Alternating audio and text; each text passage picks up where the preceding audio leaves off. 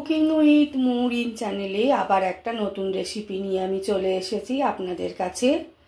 আমি আজকে চটজলদি বানিয়ে নেব একটি কুমড়োর রেসিপি। কোনো মশলা ছাড়াই আমি এই রেসিপিটি বানিয়ে নেব। এর জন্য আলু আমি এরকম করে কেটে নিয়েছি, দেখুন। কুমড়োটাও কেটে নিয়েছি, একটু মটরশুঁটি নিয়েছি, কালো জিরে, টমেটো, কাঁচা লঙ্কা।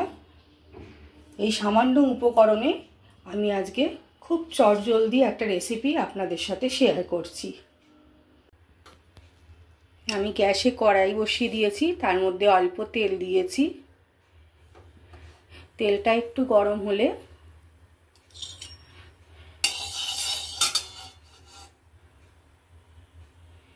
এর মধ্যে আমি দিয়ে দিলাম কালো জিরে আর লঙ্কা।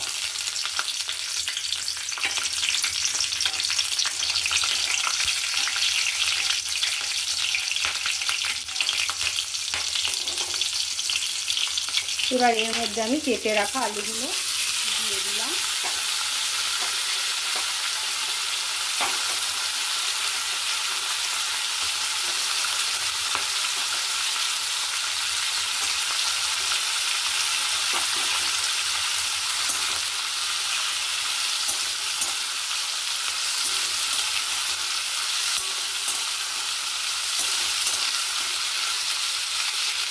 আলুটা অল্প ভেজে নিই, তারপর আমি কুমড়োগুলো অ্যাড করব।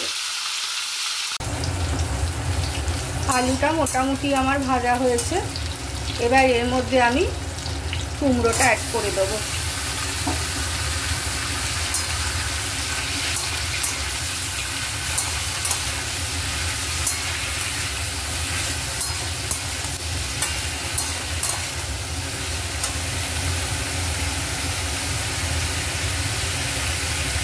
একটু ভালো করে ভাজা হোক। এবার আমি এর মধ্যে মটরশুঁটিগুলো অ্যাড করে দেবো, দিয়ে আরও খানিকক্ষণ নাড়বো।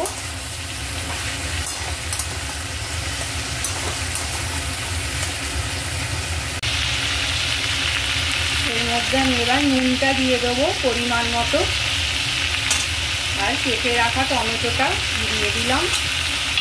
এবার আমি ভালো করে নাড়তে থাকবো।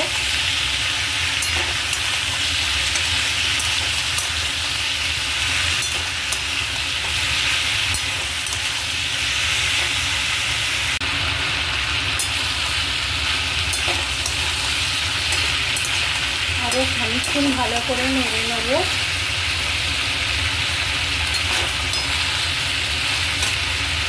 যেহেতু এটা নিরামিষ তরকারি, তাই অল্প একটু চিনি অ্যাড করব, 1 চামচ মতো।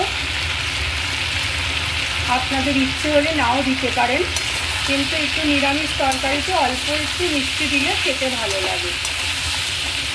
এটা অপশনাল, আপনারা ইচ্ছে হলে দিতেও পারেন, নাও দিতে পারেন।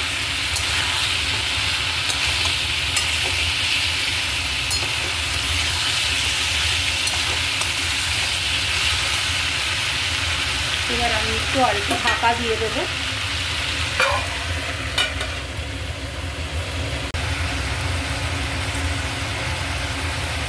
এর মধ্যে আমি হলুদ দিয়ে দেবো,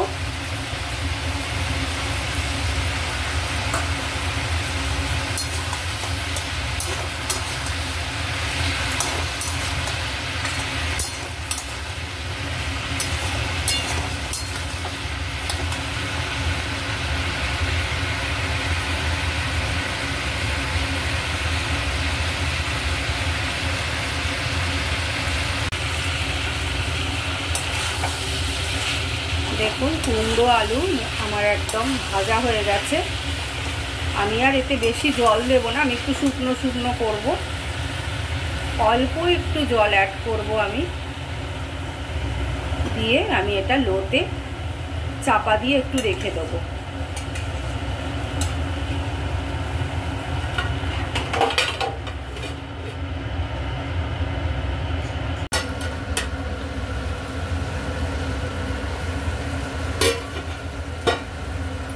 ঢাকাটা খুললাম, দেখুন আমার কুমড়োর তরকারি একদম রেডি হয়ে গেছে। চটজলদি কত তাড়াতাড়ি আমি কুমড়োর তরকারি করে ফেললাম।